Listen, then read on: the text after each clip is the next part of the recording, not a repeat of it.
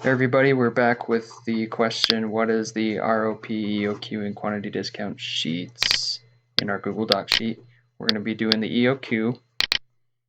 That stands for Economic Order Quantity. Right now, here we are. We're in the Economic Order Quantity. This was reorder point, what we just covered, and now we're on to this one. So throughout IBC, you're going to be using this rather than this one. So the difference between this and this is interest rates. We don't have a supplier that charges interest rates on us. If in a real life example, and this is my assumption, when you go and you talk to a supplier, they might charge interest so that they can have a way to make money off of the quantity orders that you order. So let's say I were to be ordering a whole bunch of socks from China or something like that, and they charged me interest, maybe because I signed a contract with them, or maybe because I decided to do business with them for a very long period of time. They're going to charge some interest, but that's not what we're going to be doing for IBC, so you're going to be using all of this instead. So these numbers are based off of this week's weekly total. So right here, it says weekly demand is 5. So that means we sold 3 regular hammocks, and then with the combos 1 and 1 here, that's 5 hammocks that's been sold for the week. So it's going to tell us based off of the weekly numbers, and then the ordering cost is basically like if you were to order from Amazon and you found a hammock for $10 and you wanted to use that, you would enter the ordering cost of $10.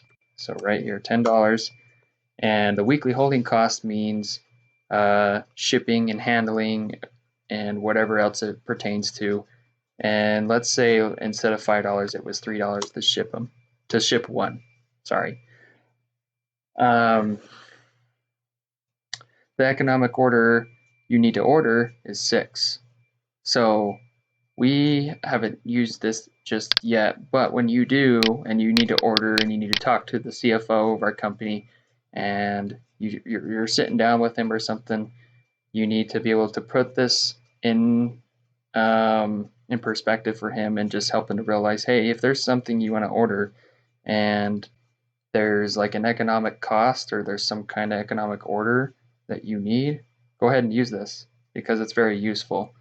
And same thing for feet. Let's say this is based off of hammocks that have been sold. So let's say the ordering cost for 1 foot of hammock, 1 foot of nylon straps is $324, and then the weekly holding cost, that's not going to be $80, I promise. It's probably going to be, I don't know. Let's say we assume that it's 2. The economic order quantity, it would be 4 straps or 4 straps.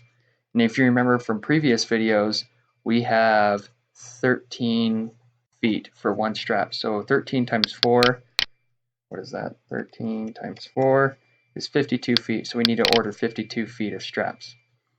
Okay, so and then same thing for these other ones. You just convert it into the feet as we've mentioned before for paracords.